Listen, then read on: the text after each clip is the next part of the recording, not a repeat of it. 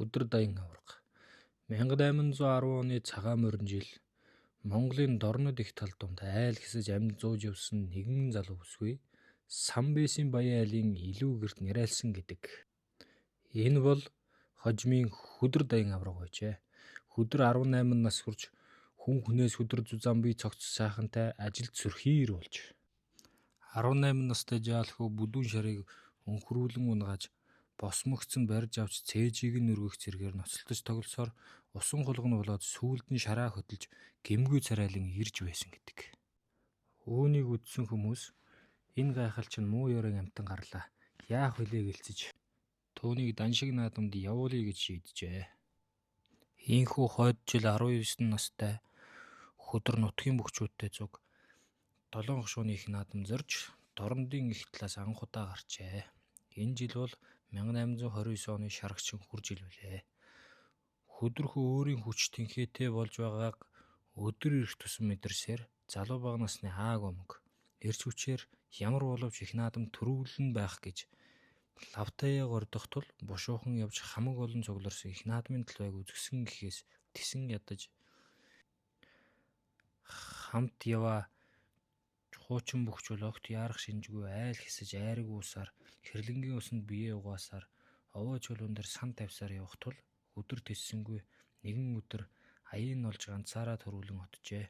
Гэтэл нутгаас гарч үзээгүй болохоор зам буруу замнаж хөндийн өндөр уус дунд орой нар шингэх үеэр нэг айлд буужээ. Гэтэл тэнд хонхоо байж бушуухан ямар санагдсан тул цай угаад зам асуужээ. Энэ хүргэлжсэн уулын өвөр талаар тойроод нэгэн бүтэн хоногийн зам бий. Хар шилээр нь давдаг өөр нэг балархай жим бий. Тэр балархай жим их хатуу боловч хүн амтан явхаа болсон юм. Тэнд хүн барьдаг аимшигт баавгайтай болсоор хэдэн жил болсон юм аа гэж гэрийн эзэн өгүүлж. Хөдөр угаас баавгай үзээгүй тул баавгайн тухай лавлан асуугаад нас гүйцсэн шараас том биш гэж дуулаад тайвширч. Тэр сүрхий гэгддэг балархай жимээр нь явхаар шийдэд морджээ. Тэр айлынхан өдрийг уулын ар шил чиглэн модон дундуур явчихыг хараад их л гайхаж шүн боллоо. Нөгөө айлынхан унтцгааж нэг мэдсэн хаалгыг нэг юм түжигнүүлээд сэрүүлэх ямар нэгэн хүчтэй амтан хаалгыг нь оролдож модон оншийг нь хуг түлхэн орж ирсэнд учиргүй айцгааж нөгөө хүн чинь аюулт баавгай өөрийг хүргэж алуулаад одоо тэр баавгай нь түүний мөрөөр манайд хурч ирлээ гэж бодоод сандарчээ. Гэтэл тэр баавгай биш хөдөр хүү байжээ. Хөдрөөс юу усныг асуувал би эндээс мордож замын ойрыг бодож уулын ар шилийн замаар явсан юм аа. Явсаар уулын шил аваад дөхөж очтол харанхуй дунд морь маань үргээд урагшаа явж өгсөнгөө.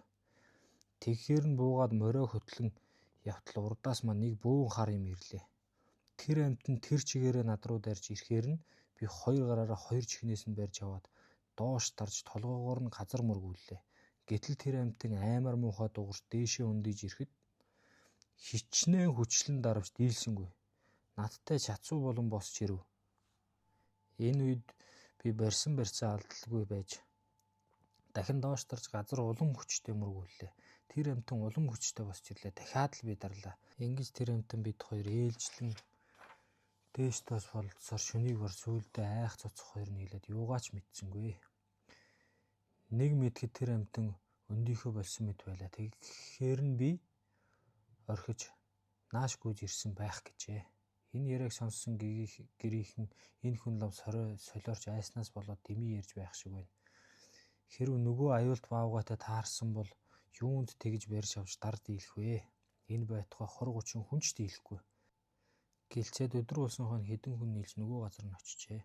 Гэтэл нутаг усныхны зүрхэнд орсон нөгөө аимшигт том баавгай толгойных нь арьс хошуунаасаа гидрэг шамарч нүдэн өнгөртөл ясмах нь гарчсан хүч хөвтөж. Түүний толгой дэргэд нилээд гүнзгий нүх байх бөгөөд энэ нь хөдөр баавгай хоншоороор нь газар мөргүүлсээр байгаад газрыг хонхойлж тэр нүхэндээ хоёр шуугаа урж гүйдсэн хэрэг байжээ.